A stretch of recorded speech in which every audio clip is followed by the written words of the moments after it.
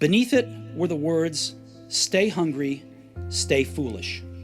It was their farewell message as they signed off. Stay hungry, stay foolish.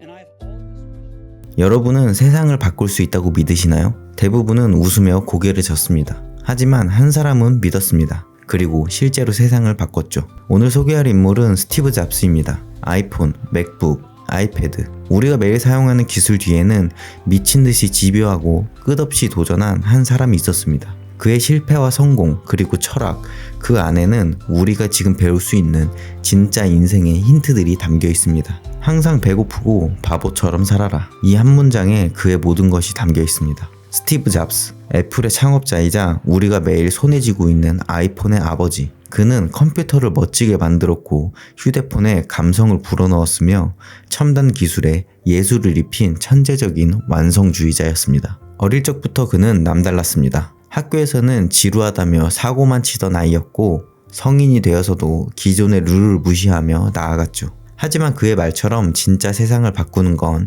미친 사람들이었습니다. 그리고 잡스는 그 미친 사람들 중에서도 가장 선명하게 빛났습니다. 그의 이야기를 통해 우리도 세상을 바라보는 시선을 조금은 바꿔볼 수 있지 않을까요?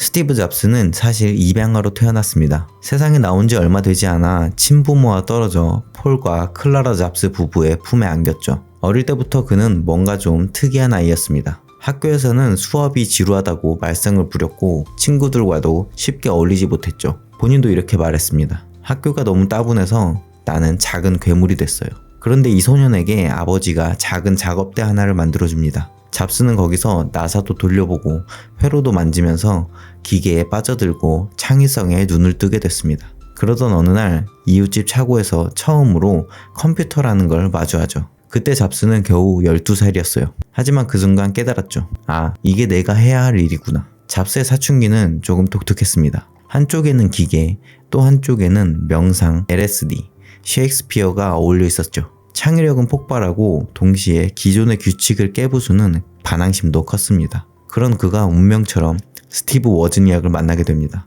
둘은 밤새도록 기계를 뜯고 조립하며 끊임없이 새로운 걸 만들어냈죠. 근데 이들이 처음 만든 게 애플은 아니었어요. 바로 불법 전화기, 블루박스라고 불리는 물건이었죠. 이걸로 장거리 전화를 공짜로 거는 기계를 만들었고 잡스는 속으로 생각했습니다. 이거 팔면 진짜 돈 좀 되겠는데? 사업의 냄새를 처음 맡은 순간이었죠. 물론 경찰에 잡힐 뻔해서 곧 멈췄지만 잡스는 확신했어요. 우린 큰 회사도 이길 수 있겠어. 그는 성공한 뒤에 이렇게 이야기했습니다. 블루박스가 없었다면 애플도 없었을 거예요. 그 다음엔 아타리에 들어가서 기계를 조립하는 아르바이트를 했습니다. 그러다 뜬금없이 나 인도 좀 다녀올게요 하고는 사표도 없이 훌쩍 떠나버렸죠. 히말라야에서 머리도 밀고 명상에 푹 빠졌다가 다시 미국으로 돌아옵니다. 그리고 돌아오자마자 했던 한마디, 직관은 지식보다 더 강력하다. 바로 이 직관이 앞으로 세상을 바꿀 제품들을 만드는데 잡스의 가장 큰 무기가 됩니다.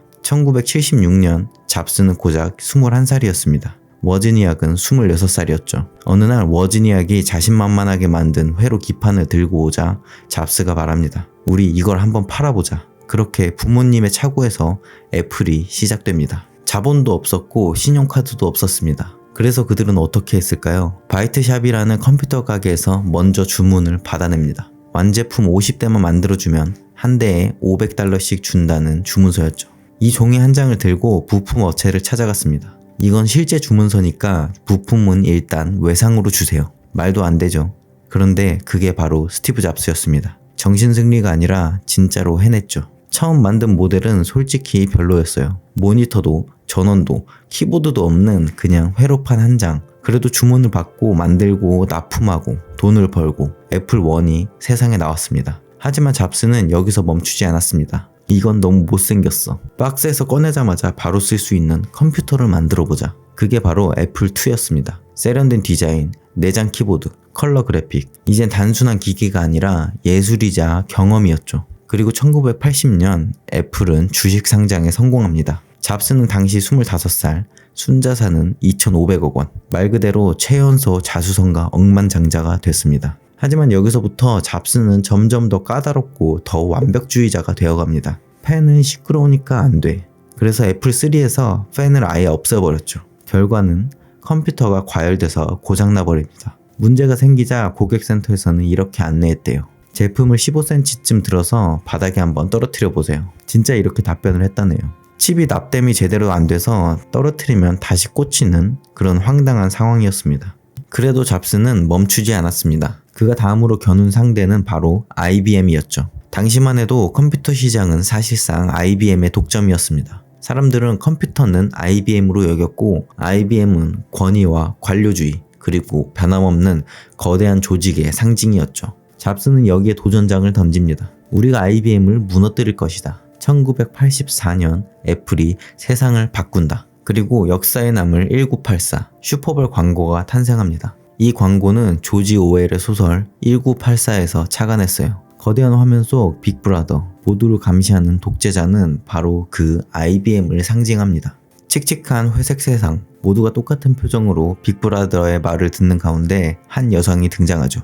화사한 운동복 차림으로 큰 망치를 들고 전속력으로 달려가 화면을 향해 힘껏 던집니다. 그리고 이런 메시지가 흐르죠. 당신은 왜 1984년이 소설 1984와 다를 것인지 알게 될 것입니다. 이 광고 하나로 애플은 단번에 전 세계의 주목을 받았습니다. 기존의 지배자 IBM의 권위에 정면으로 도전장을 던진 것이죠. 그리고 그 도전의 결과물, 세상을 뒤흔들 새 컴퓨터 매킨토시가 곧이어 등장하게 됩니다. 매킨토시는 GUI, 마우스, 드래그 앤 드롭 등 그냥 기술이 아니라 컴퓨터를 사람처럼 쓸 수 있게 만드는 혁신이었어요. 하지만 문제는 가격이 너무 비쌌고 기존 소프트웨어와 호환도 되지 않았습니다. 판매는 점점 줄고 사내 분위기는 점점 냉각됐죠. 그리고 시작된 잡스 대 스컬리의 전면전. 잡스는 가격을 낮추자고 주장했고 스컬리는 애플2로 돈을 벌자고 맞섰습니다. 결국 이 사회가 택한 건 스컬리였죠. 그리고 스컬리는 잡스의 모든 권한을 빼앗았습니다. 그때 잡스의 나이가 30살이었죠. 자신이 만든 회사에서 내쫓긴 겁니다. 잡스는 훗날 이렇게 말합니다. 그때는 몰랐어요. 하지만 지금 생각해보면 애플에서 쫓겨난 건 제 인생 최고의 선물이었습니다. 사람들은 애플에서 쫓겨난 스티브 잡스를 실패한 천재라고 불렀지만 그는 멈추지 않았습니다. 새로운 회사를 차렸고 그 이름은 넥스트라고 지었죠. 말 그대로 미래로 나아가겠다는 뜻이었습니다. 기술력은 대단했지만 현실은 녹록지 않았습니다. 제품은 비쌌고 시장도 좁았죠. 하지만 그 과정에서 잡스는 CEO로서 진짜 중요한 것들을 배웁니다. 직관과 감성만으론 회사를 이끌 수 없다는 것, 사람을 다루는 법, 사업을 길게 바라보는 눈, 이 모든 걸 그는 그곳에서 익혔죠. 그 무렵 잡스는 또 다른 회사를 인수합니다. 바로 픽사였습니다. 원래는 루카스 필름 산하의 작은 기술팀이었죠. 여기서 토이스토리가 탄생했습니다. 픽사는 순식간에 세계 최고의 애니메이션 회사가 되었고 잡스는 이렇게 말합니다. 내가 한 건 딱 하나.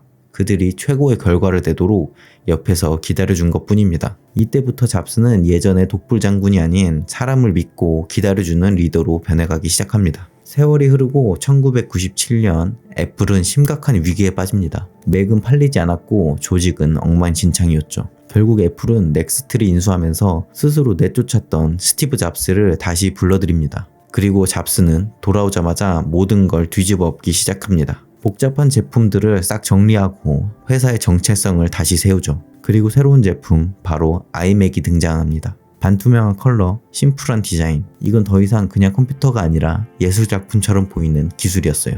잡스는 점점 더 깊숙이 회사에 관여하게 되고 2001년 또 한 번 세상을 바꿉니다. 아이팟, 주머니에 담고 다니는 천곡의 음악이란 개념 자체가 완전히 달라졌습니다. 아이튠즈 스토어도 나오면서 음악 산업 전체가 바뀌었죠. 잡스는 직접 음반사 대표들을 찾아가 디지털 음악 시대를 열 준비를 시킵니다. 그리고 2007년 드디어 아이폰이 세상에 공개됩니다. 잡스는 이렇게 말했습니다. 세 가지 제품을 발표합니다. 와이드 스크린 에어팟, 혁신적인 전화기, 그리고 인터넷 커뮤니케이터. 그런데 이게 전부 한 제품입니다. 관객들은 환호했고 스마트폰이라는 개념이 세상에 처음 등장했습니다. 이후 아이패드, 앱스토어, 그리고 아이클라우드까지 애플은 이제 단순한 전자회사가 아니라 삶의 방식을 바꾸는 브랜드가 되었습니다. 하지만 2003년 잡스는 췌장암 진단을 받습니다. 처음엔 수술 대신 자연요법을 선택했지만 그 결정은 결과적으로 그의 생명을 더 단축시켰죠. 하지만 그는 마지막까지 제품 발표 무대에 서고 회사를 지키고 모든 일을 직접 챙겼습니다. 그리고 2011년 애플 CEO 자리에서 물러나며 이렇게 말합니다. 제가 더 이상 제 역할을 다하지 못하는 날이 온다면 제가 제일 먼저 말하겠다고 약속드렸죠. 그날이 왔습니다. 그리고 그해 10월 5일 가족의 곁에서 조용히 세상을 떠났습니다. 그의 나이 바로 56세일 때였죠. 스티브 잡스의 인생은 끊임없이 질문하고 실패에 주저하지 않았으며 자신의 길을 묵묵히 걷는 사람의 이야기였습니다. 잡스는 완벽을 꿈꿨지만 언제나 실수와 실패를 두려워하지 않았고 그 경험을 통해 더 성장했습니다. 그리고 그는 자기가 세상에 남길 수 있는 흔적이 무엇인지를 끝까지 고민했습니다. 이 모든 과정에서 우리가 배울 수 있는 건 자신만의 방식으로 자신이 사랑하는 일을 하며 끝까지 도전하라는 메시지입니다. Stay hunger, stay foolish. 항상 배고프게 그리고 바보처럼 순수한 마음으로 끝없는 도전을 멈추지 마세요. Sorry to be so dramatic, but it's quite true. Your time is limited, so don't waste it living someone else's life. Don't be trapped by dogma, which is living with the results of other people's thinking. Don't let the noise of others' opinions drown out your own inner voice. And most important, have the courage to follow your heart and intuition. They somehow already know what you truly want to become. Everything else is secondary.